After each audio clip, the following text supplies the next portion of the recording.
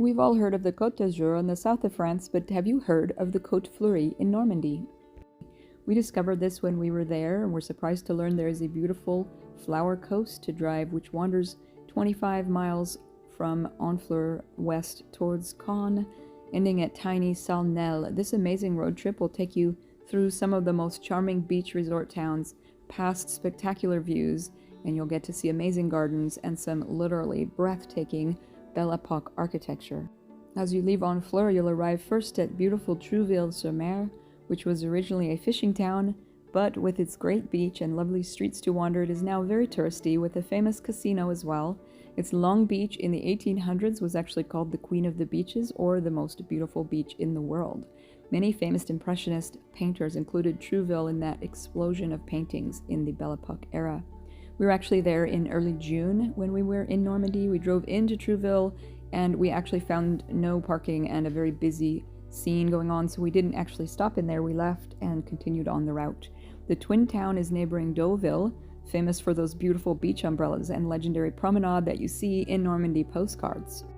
Deauville has long been a fashionable holiday resort and holiday hometown for the international upper class, including Yves Saint Laurent, and it is often referred to as the Parisian Riviera because of so many of high society's seaside homes here. Skipping through a few smaller towns, you'll next find small Villers-sur-Mer, which has always been small. According to one ancient map, it originally consisted of just a church, a castle, and 2 farms.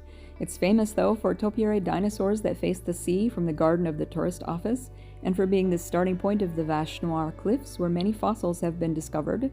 You can also see a small museum of those discoveries here as well. The next stop is Zurghat, which is considered the pearl of the Flower Coast. You can view those famous cliffs here looking back toward Villers. In 1859, its casino was built here, as well as a hydrotherapy bath resort, as it was then fashionable to visit a seawater bath for its health benefits.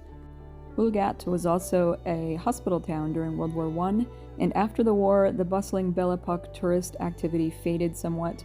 During World War II, it was occupied by the Germans, who set up their headquarters in the now apartment complex that was the Manoir de Bouzeval, built on the site of an older medieval castle. After World War II, this beach was actually put through a fairly long period of demining to make it safe for tourists again.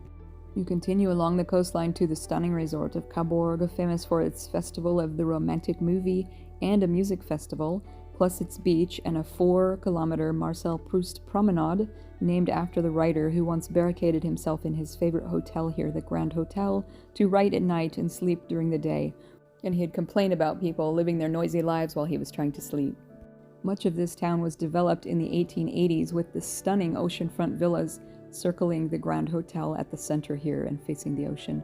All along this drive, but especially here, you will find amazing Belle Époque villas and gardens, each one seemingly more charming than the last. Time seems to have stood still, and you're transported back to the Belle Époque. The Côte Fleurie was actually named in 1903 by the president of the Regional Horticultural Society to give a name to encompass the gardens and countryside just beyond the coastal hills and the Belle Époque villas of that era. There are a total of 14 towns on the named route, so you could spend a long weekend doing this as a road trip. You could just dip in and out of gardens, harbors, markets, beaches, cliff views, or you could just drive through and gawk with your camera at all the stunning homes. So you could make this into sort of as long or as short of a trip as you'd like. It would make a wonderful week of just leisurely cruising the coast. So if you're planning a trip to Normandy, you're definitely going to go for the history and see the D-Day beaches and all of the war history and beautiful food of the area, but make sure you take a break to include a lovely meandering drive down the Flower Coast. Thanks for watching, and we'll see you in the next video.